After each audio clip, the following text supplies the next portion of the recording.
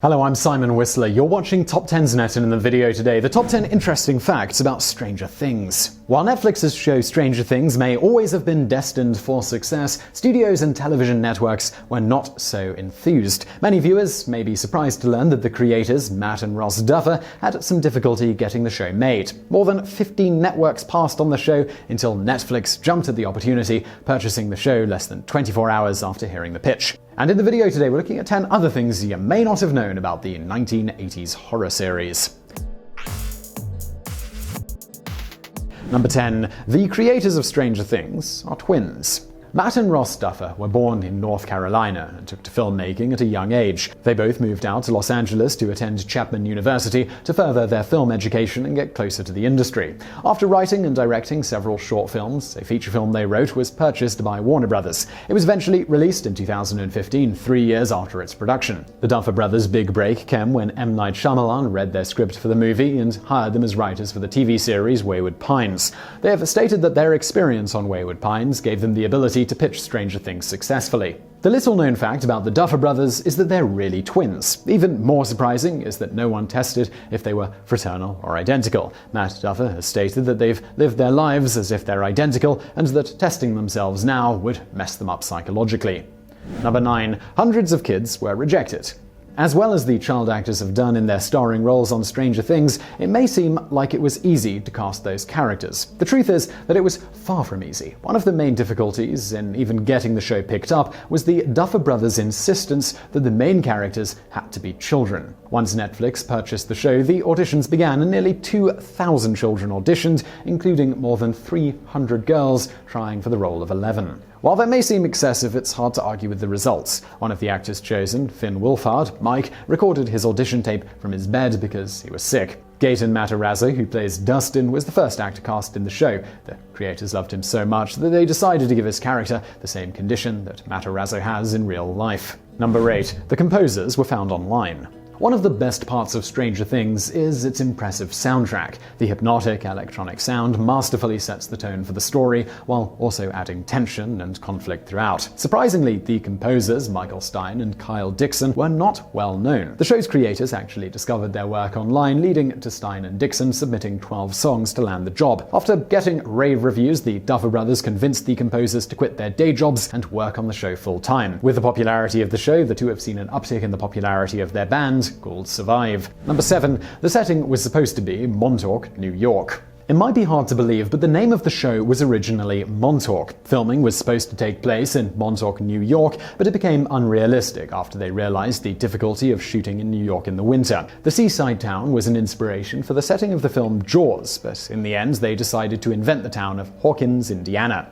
Production eventually moved to Atlanta, and the show gained the title Stranger Things. Number 6. It's based, sort of, on a true story. One of the original reasons they were set to shoot in Montauk was its place in secret government operations. Allegedly, the United States government based projects for developing psychological warfare in Montauk. The revelations originated with Preston Nichols, who claimed to have repressed memories of experiences dealing with mind control, contact with alien life, and a supposed fake moon landing.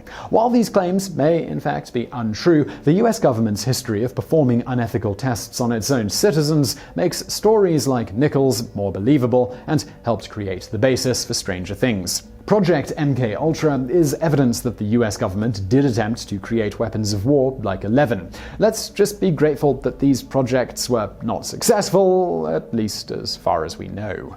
Number 5. Sean Astin's character was supposed to die earlier. The iconic actor known best as Mikey from The Goonies, Rudy from, well, Rooney, and Samwise Gamgee in The Lord of the Rings was a welcome addition to Season 2 of Stranger Things. However, the show's creators were skeptical at first. The Duffer brothers believed that Astin may have been too famous, particularly since his role in The Goonies was a clear inspiration for the child characters in the show. In the end, they agreed to cast him, only believing he'd have a small role. However, Astin had such a positive impact on the show that his run lasted longer than the creators expected. The Duffer brothers initially planned for Astin's character Bob to die in episode 4 at the hands of Will, but instead Astin lasted until nearly the end and had one of the most horrific and heroic deaths on the show. The Duffer Brothers stated that Bob's death scene was the hardest scene they had to write because of the relationship that Sean Astin had formed with the cast and crew. Although Astin didn't want to leave the show, the Duffer Brothers knew that narratively it was the right thing to do. According to the show's creators, Bob's death scene was inspired by the horrific death of Quint in the film Jaws. Number 4. Stephen King was a major influence. Alright, so you probably already knew this one, especially if you've actually watched the show and ever read any of King's work. Heck, the title screen of the show uses the exact same font as King's books. The Duffer Brothers have acknowledged that Stephen King's work is one of their biggest inspirations for the show. One reference in season 2 comes when Sean Astin's character suggests that they should move to Maine in homage to King's birthplace. And it's only fitting that he would discover Millie Bobby Brown. Before Brown was cast to play the role of Eleven, King tweeted that he loved her performances in the British show Intruders. It's not hard to believe that a strong endorsement from King helped Brown land the role. Other King references are sprinkled throughout the series. In the first season, Winona Ryder's character asks her son Will if he's still scared of clowns. This is a clear reference to Pennywise. And Astin's character also makes a much more explicit reference to Pennywise in season 2. The character of Eleven could also be seen as something of a direct homage to King's Charlie McGee, the young female protagonist in his novel Firestarter. Both Eleven and Charlie McGee have psychic abilities, and both are on the run from nefarious organizations. Number 3. Millie Bobby Brown's dad cried when she cut her hair. One of the difficult parts of casting children is knowing their limits. In order to convince Millie Bobby Brown to shave her head, the Duffer Brothers showed her pictures of Charlize Theron in Mad Max. When the time came and Brown agreed, her father turned away with tears in his eyes as Brown's curls got shaved away. Despite her father's reaction, Brown calls the decision the best one she's ever made. Number 2. Scaring Will's real-life mother with a cadaver. In one of the most bizarre incidents that occurred during the production of the show, the Duffer Brothers thought it would be a good idea to show the actor Will's mother a frighteningly realistic corpse of her son. This stems from the season 1 plotline in which the shady government agency has created a replica of Will in order to cover up his disappearance. They took her to a dark corner of the props room and showed her the corpse, which shocked her. According to the Duffer Brothers, she loved it, but only after the shock had subsided. Number 1. The kiss at the snowball. One of the most heartwarming moments of the series took place on the last episode of season 2. All was right again in the world of Hawkins, with the Demi-Gorgons and the Shadow Monster seemingly defeated. The friends attend the snowball dance, where Lucas's romance with Max culminated with a kiss, while Max got his wish with the arrival of Eleven, and they too shared a romantic kiss. What few fans know about Mike's kiss with Eleven was that he quietly mouthed the words, "I'm coming in," before leaning in to kiss his co-star. When the two couples kissed, the whole crew broke out in applause. It was so overwhelming that Millie Bobby Brown said that the remaining takes became much worse to film.